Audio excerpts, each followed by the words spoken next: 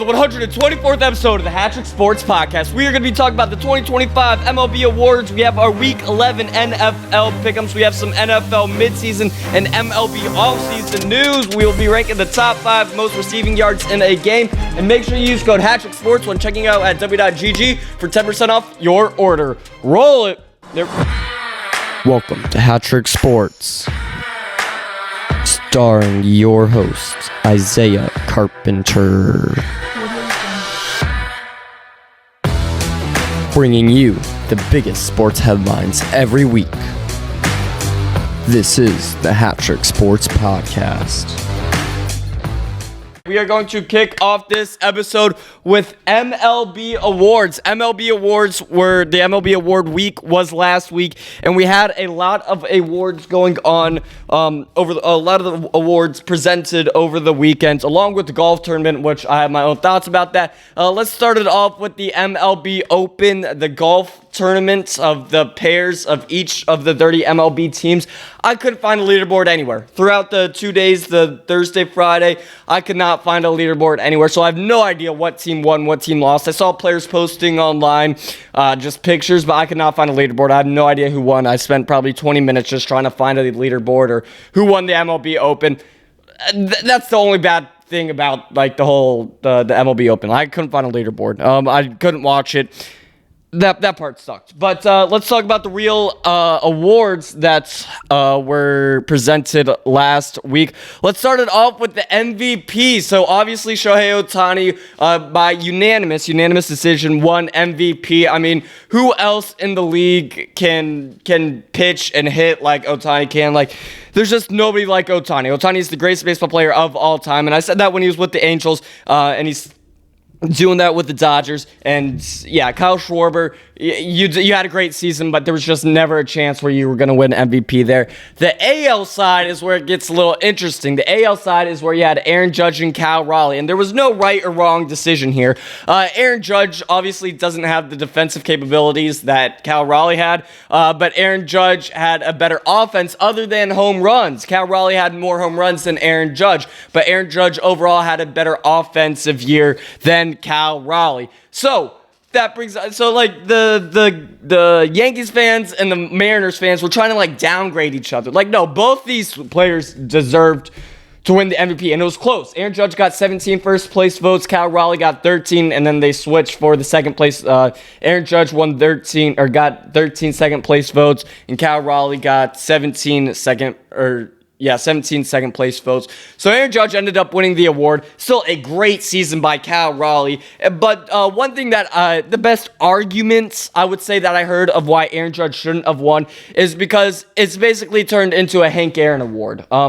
Defensively, yes, Cal Raleigh was so much better than Aaron Judge. But again, outfielder is probably the easiest position in baseball. Like, you just catch some fly balls, you got to throw, you got to have a strong arm. You just got to catch balls. Like, it's really not that hard of a defensive position. Now, compared to catcher, where Cal Raleigh is, that is probably the most physically demanding and hardest defensive position. So what I did here was like, hey, Aaron Judge should have won the Hank Aaron Award, which is just for hitting, and then Cal Raleigh should have won MVP for the home runs and defensive capabilities that he had. Cal Raleigh is also a switch hitter. You got to give it to him. That builds value to a player. People are like, oh, that shouldn't be associated with MVP. No, MVP stands for most valuable player. He has a higher value because he is so dominant on both sides of the plate. So that's where my argument stands there in the MVP race. Shohei won. That's all I really cared about. If I had a vote when HatTrick Sports ends up getting a vote in the races, in the MVP races, and in all these award races, I probably would have voted for Aaron Judge. But Cal Raleigh had a great season. Let's be honest. And another argument I heard is like, hey, this is Aaron Judge's third MVP, right? This is his third MVP in 4 years. Nobody's going to remember this season from Aaron Judge, but guess what? A lot of people are going to remember this season for Cal Raleigh. it's just Cal Raleigh just had an unbelievable season that stuck out against his career. Like Aaron Judge had the 62 home runs. Aaron Judge has had better seasons. And again, he had a great season this season, an MVP season. But compared to other years, nobody's going to remember this year of Aaron Judge, and everybody's going to remember this year of Cal Raleigh. Now let's talk about Rookie of the Years. Kurtz Kamenik ended up winning. This is another unanimous vote for the A's, the rookie for the A's. He won the American League Rookie of the Year. And then Drake Baldwin for the Braves. He's a rookie catcher. He ended up winning the NL Rookie of the Year award. This is back-to-back for both of these managers. For Managers of the Year, you have Pat Murphy for the Brewers and Stephen Vogt for the Guardians. Now, both of these managers for the same exact teams won the same exact award last year. And I would say that both got better. I wouldn't say the Guardians got better, but the Brewers were definitely better than they were last season. Let's look up the Guardians. Now, I'm just going to look up the records. Guardians record 24 and 25. This is 25, 88 wins versus 92 wins. So, yeah, the Guardians were still good this year. They were, statistically better than they were last season. But I think Vogt's a great manager, and I think Murphy's a great manager, and I think the Brewers are a great team, except, you gotta go against the Dodgers at some point, and you're going to lose. You're going to lose against the Dodgers. It's okay. So congratulations to them. They win the award. They just hang it on the trophy case. What other awards do we have here? We have Cy Young Award. We have Tarek Skubal. Tarek, what do you guys say? I don't know. I think it's technically Tarek, but when he was first coming up, everybody was saying Tarek. I don't know. Tarek Skubal won his second straight AL Cy Young Award. He won last year, too. And in the NL, Paul Skeens won his first NL Cy Young Award. He won his first NL Cy Young Award. It was another unanimous award given out to Paul Skeens. He had a great career. He had 0 run support, so obviously he had more losses than you would like. But coming from Rookie of the Year last year to winning Cy Young, unanimous Cy Young this year, the only thing that sucks, and it reminds me so much of Mike Trout, is that he's on the Pirates. Come on. The Pirates say that they're not going to give him up. They're not going to sell him. They're not going to trade him. They're not going to let him go. Let the guy go. You're just holding him to he could win a World Series with the Dodgers. Let the Dodgers get Paul Skeens. But no, he's wasting his career with the Pirates. But you can't blame the Pirates, because the only reason why the Pirates have any sort of revenue is from Paul Skeens jerseys and ticket sales of when Paul Skeens is pitching in Pittsburgh. That's the only reason why the Pirates haven't gone bankrupt yet. So Skubal and Skeens ended up winning the Cy Young Awards, which is great. I'm trying to think. I think Yamamoto was in 5th place for the NL Cy Young. He had a great start to the season, kind of slowed down. He wasn't going to win Cy Young. And then obviously you have Judge and Ohtani, which I kind of already talked about, winning the MVP races. Yeah. All right, let's go over to Kiké Hernández. Kiké Hernández got himself a little injured a few months ago, but played through it because he is a baller. Kiké Hernández just had elbow surgery and announced that he will miss the World Baseball Classic, which is happening this March. I cannot wait. I love the World Baseball Classic. I mean, this is better than the Olympics. For you guys that don't know, that watch the podcast or see the TikToks, the World Baseball Classic is basically the Olympics, but just for baseball. It's the World Cup for baseball. That is what it is. And for baseball fans, it's the biggest thing ever. I mean, the Dodgers winning the World Series, the Dodgers in the World Series is obviously the highest of highs, but the World Baseball Classic is just a great overall tournament for baseball players around the world. It's not even just Major League Baseball. You have some people from the KBO, some people over in Europe. It's a great tournament, and I love watching it every few years. And it's exciting, especially last year with how Japan won. It was just amazing. And yes, Japan won last year, but guess what? U.S. is going to get it back this year. But yes, I'll talk more about the World Baseball Classic in a few minutes. But Kiké Kiké Hernández, who is technically a free agent right now, I think the Dodgers are going to pick him back up, had left elbow surgery on Friday for an injury he played through during the World Series run that the Dodgers ended up having, and he was he's a great clubhouse guy in the postseason. You see a lot of teams get tense in the postseason. Kiké Hernández kind of loosens that up. And I think Kiké Hernández, like mentally, as a clubhouse guy, is a crucial part of the Dodgers dynasty that they are currently in. But yeah, he posted about it on Instagram saying that he played through the injury since May and that it would keep him from playing with Puerto Rico in the World Baseball Classic. Now, he obviously wouldn't play for the U.S. He would play for Puerto Rico. So yes, that's better for the U.S., but I just hope that Kiké Hernández gets healthy. I hope that Kiké Hernández gets re-signed by the Dodgers, and I hope that the Dodgers can win another three-peat World Series with Kiké Hernández. I love Kiké. He missed a month this season on the IL, because of his elbow, but he returned back in August. He again, not his best season. He's getting up there. He's 34 years old, but he batted .203 with 10 home runs and 35 RBIs in 92 games during the regular season. Before, in the playoffs, he batted .250 with a home run and 7 RBIs. But again, he's not a Shohei Ohtani. He's not a Freddie Freeman, Mookie Betts, like Vladimir Guerrero. Like, he's not one of those guys. He's more of a clubhouse guy. He loosens people up. It's just a mental thing. Kiké Hernández is a very mental player. Whether he knows it or not, he's got to know it. But it's good to have him in the clubhouse, just to kind of loosen that tension up in the postseason, in the playoffs. Again, when you're having 18-inning games, stuff like that. So, again, all best wishes go to Kiké Hernández. I'm glad the surgery went well. I hope he's wearing LA on his jersey come April. What else we got? Kiké, yep, injured. Another thing I wanted to add on that is that he knows that he doesn't want to risk it. He could probably play in the World Baseball Classic, but his ultimate goal is to win another World Series with the Dodgers, let's be honest. So he doesn't want to risk a more severe injury. Let's talk more about this World Baseball Classic coming in March. Like I said, the World Baseball Classic is amazing. I love the World Baseball Classic. It's my favorite sports tournament ever. It's just exciting. You see obviously from the U.S. I love seeing the U.S. And all the young guys, all the stars that play in the MLB for every team too. But yeah, just the last tournament that we had, with it coming down to the final, the championship game, 9th inning. You have Shohei Ohtani facing his former teammate, who was his teammate at the time. Shohei playing for Japan. Mike Trout, who is a once-in-a-generation player, facing off against each other. Final out in the World Baseball Classic. Shohei ends up winning and then signing with the Dodgers. Love it. But yeah, the World Baseball Classic in this MLB Awards week, Pete Crow Armstrong and Corbin Carroll are the newest additions to Team USA. Team USA also has Aaron Judge, Cal Raleigh, and Paul Skeens. Again, Aaron Judge, MVP. Cal Raleigh could have won MVP and nobody would have been mad about. Paul Skeens, Cy Young Award winner. And then you have just Corbin Carroll and PCA. They're just great.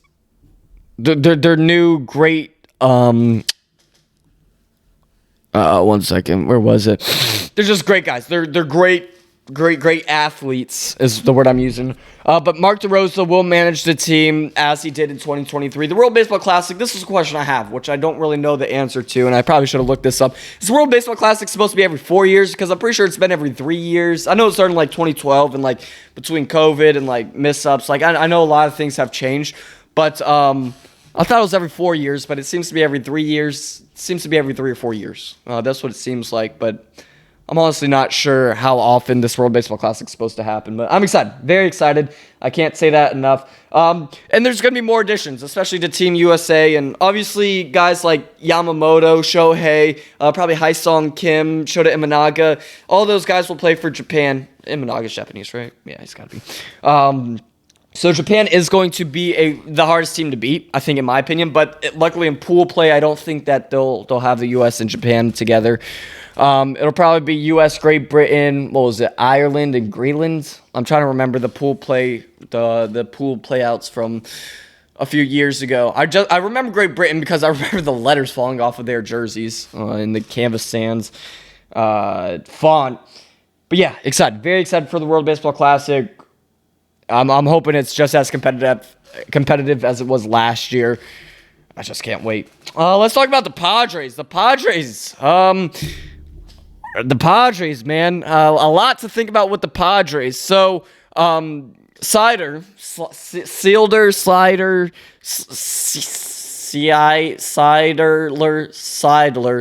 I think is how you pronounce it. All right, we're gonna. The Padres are looking to sell, is what I'm basically trying to say here. Peter Seidler, I cannot say the last name. Seidler. Peter Seidler was the majority owner of the Padres up until 2023. He passed away, and the team was given down to his two brothers. Those two brothers got sued by the widow of Peter.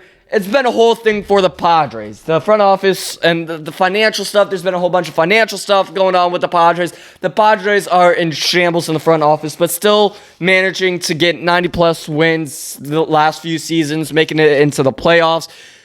But now the Seidler brothers are looking to sell the team. They announced this on Thursday. The Padres chairman, John Seidler, who is in the franchise's control, and Peter's older brother, wrote and said that the team will undertake this process with integrity and professionalism in a way that honors Peter's legacy and love for the Padres and lays the foundation for the franchise's long-term success. Basically announcing that they are just going to try to sell the team. So like I said, Peter obviously died a few years ago, got handed down a whole bunch of stuff with the wife getting suing the brother.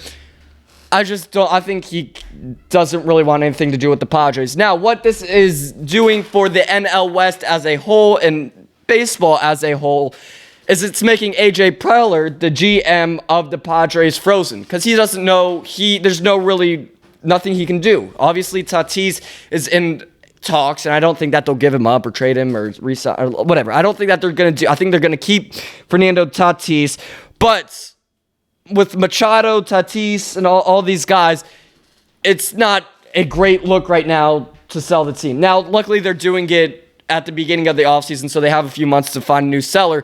But with the Dodgers looking to get some guys and sign some guys, and the Padres not really doing anything with the only really competition with the Dodgers in the NL West, not a great look. But again, once they find an owner, whoever that owner will be, if they find an owner, they might keep the team. The Padres could go up or down. I could see it either way. I've talked to some people that think that with the new owner, they're gonna buy a whole bunch more guys. But then you could see owners, I don't know, if they don't sell, then they just wasted 3 months frozen, and now all the free agents are gone, especially after all the qualifying offers are taken up, and all those free agents have signed here in the next few days. I don't know what's going to happen to the Padres. They're just frozen right now as the Dodgers and other teams are gaining guys and getting guys for the 2026 season. I don't think that the Padres will catch the Dodgers in the near future, no matter who they get. I think Tatis is a bum. I don't want Tatis. If he doesn't stay with the Padres, I think he benefits the Padres a lot. I don't know. Just Tatis is a big name in all of this with his contract and how his contract's coming up and stuff like that. And yeah, there's a whole bunch of financial disagreements in the front office with the Padres, so that does not help the Padres situation at all right now. But yeah, I think ultimately this will be good for the Dodgers. I don't think this will benefit the Padres as much as Padres fans think it will. Let's talk about this. I've talked about this before, but World Series broadcasting rights. This is what I say. I've said this before. You have 3 different plans in MLB TV. One of those plans is you have access to every single game, no matter if it's blacked out or not. You charge double the price, but you have access to every single game on the MLB app or on the MLB.TV app. But now this guy, Andrew Marchand from The Athletic is saying that there could be 3 different broadcasts in the World Series as soon as 2009. Now, in the World Series, it has just been Fox Sports since, 2000? It's been at least 25 years since it's strictly been just Fox Sports. Now in the playoffs, you see ESPN, you see all the Apple TV and stuff like that. But in the World Series, it says that it's possible that the World Series games will be shown on different channels or services and will have a choice in viewing. He says, but I kind of foresee them breaking up the World Series, meaning that Game 1 will be on Fox Sports, Game 2 will be on Netflix, Game 3 will be on Fubo, Game 4 will be on ESPN. Why are we doing this? Like, come on, MLB. I get it. It's all a money thing, but let's make it easier for the fans here. Again, just charge an extra $200 on MLB TV to have access to every single game. You'll make the money back from the money you'll be losing from these streaming services.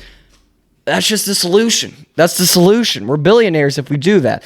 I like this comment on one of these posts. It says, Inning 1 is going to be on Apple TV+, Inning 2 on Netflix, Inning 3 on Fubo. It literally has 9 different innings of different streaming services that the World Series would be on. Just keep it at one. Just keep it Fox Sports. Fox Sports does a great job. Fox Sports does an incredible job, especially with the color guy, with Derek Jeter and Big Papi and stuff. I mean, one of the biggest, I don't know what you call it, a meme. The biggest meme of the of the playoffs was the Yankees lose because of Big Papi. Like, why are you trying to take that away from the MLB? Like, you're hurting yourself by taking that away. I don't know. I just see like Apple TV. Like nobody likes the broadcasters on Apple TV. Like they just don't do well. ESPN does fine. What is ESPN? Is that with Pedro Martinez and all of them? I don't know. I'm a big fan of MLB on Fox. I think that they do a great job. I think that they have the best guys. Derek Jeter. I like Derek Jeter and Big Papi. Again, the guys that were big rivals with each other in their career, now sitting side by side, kind of bickering at each other in the playoffs. I mean, I just think MLB, I think Fox does a great job broadcasting MLB games, especially in the playoffs and stuff like that. But 3 options, like three different broadcasts for a World Series, like, let's be... Like, I have 3 words. This is dumb. This is dumb. 3 words. You want 3 broadcasts? I have 3 words. This is dumb. MLB on Fox is just fine. You should just keep it like that. All right, moving on to NFL Pickems. We are doing our Week 11 NFL Pickems. Actually, we are filming in the middle of the Commanders-Dolphins game, which is up there right now. I made my pick before this game happened, and it is tied 13-13 with a minute left. So we're gonna do it. We're gonna keep the team, and we're gonna do it in the middle of a game. Week 11, NFL Pick'ems. You have the Commanders and Dolphins. Give me the Dolphins. I think that the Dolphins will end up winning this game. Now, right now, it looks like the Commanders have the ball with under a minute left. So it doesn't look promising for the Dolphins, but I made the pick beforehand.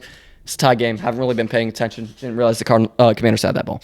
All right, you have the Packers and Giants. Give me the Packers. You have the Texans and Titans. I will take the Texans. Panthers, Falcons. Easy Falcons win. You have the Bears and Vikings. I don't care that this is in Minnesota. Give me the Bears. You have the Chargers and Jags.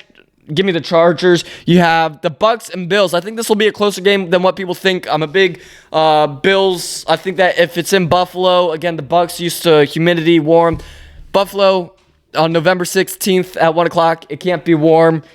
So I think this will be a closer game, but I think that the Bills will get the win. You have the Bengals and Steelers for a little division matchup. It's in Pittsburgh. Give me the Steelers. You have the 49ers and Cardinals, a little NFC West matchup. Give me the 49ers. You have the Seahawks and Rams. Is this the 3rd week in a row of all NFC West teams playing each other? I'm pretty sure it is. But for the Seahawks and Rams, give me the Seahawks. This might be the game of the week. Again, with how tight the NFC West is, I think that this could be the game of the week. I know it's being played in LA. I actually don't know who's favored in this game, but I think that the Seahawks will get the win. You have the Chiefs and Broncos.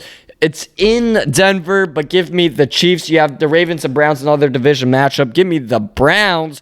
Lions and Eagles for a little Sunday night football action. It's being played in Philly. I think the Lions aren't living up to their expectations. I think the Lions could be better this season. I mean, they're doing great, but I think that they could be better. Same with the Eagles, actually, but I think that I think that the Eagles will end up getting the win. And then for Monday Night Football, you have the Cowboys and Raiders. How about them Cowboys get the win? So we can go perfect this week, which, again, we are going to watch the rest of this game, and the dude dropped the ball and is down on the ground. That sucks. 15 seconds left. He's hurt. we're probably gonna start off the week 0-1. That sucks. All right, let's move on to the top 5 most receiving yards in a game. Came across this stat a few days ago. Decided to share it. A little ranking system here. All of these. Imagine having over 300 receiving yards in a single game.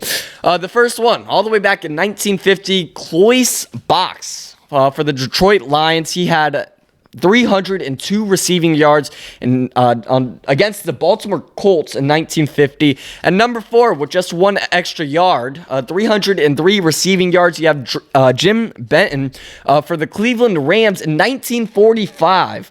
Again, 300 receiving yards in 1945. I actually don't know how that compares to today's day and age, but that's a lot. That's the 4th most in NFL history. You have Stephon Page for the Kansas City Chiefs in 1985 against the San Diego Chargers. When did they switch? 2015.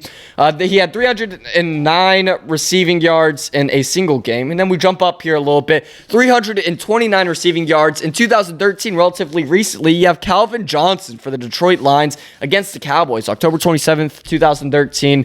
And then the number 1, the guy with the most receiving yards in a single game, you have Flipper Anderson for the Rams. This was back in 1989. So those are your top 5 most receiving yards in a single NFL game.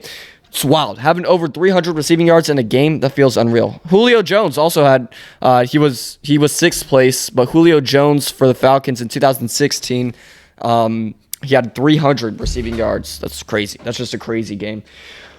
Well, let's talk about Tyreek Hill. Tyreek Hill, when isn't he in the news? Yes, he was arrested for attempted murder. This was the case from a few months ago, but he was just released on bail for $25,000 after pleading not guilty to a second-degree attempted murder charge.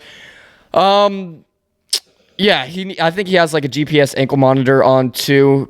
This is just what CTE does to you. He was at a influencer celebrity boxing event in Miami a few months ago. I think I have the exact date here somewhere. I don't know. This was a few months ago. He was at a celebrity boxing match in Miami.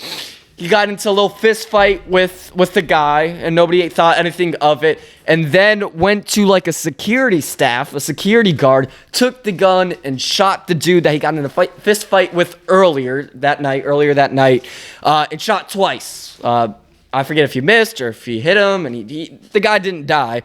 But Brown was is being charged with second-degree murder or attempted murder. And he has another court case coming up, or court date coming up, but when isn't he in the news? It's just wild. He was released from jail. He's facing up to 15 years, I believe. It's either 15 or 25. Yeah, 15 years prison sentence and a fine up to $10,000 if convicted. Now, I'm sure $10,000 is probably like $200 to him, so it's really not that big of a deal. But 15-year prison sentence, if the lawyer can't get that down, he's in a little bit of trouble, which I think you could probably argue insanity. Can't you argue that? You can say something like that. But yeah, CTE's definitely gotten to them. We've seen similar cases like this before with Aaron Hernandez.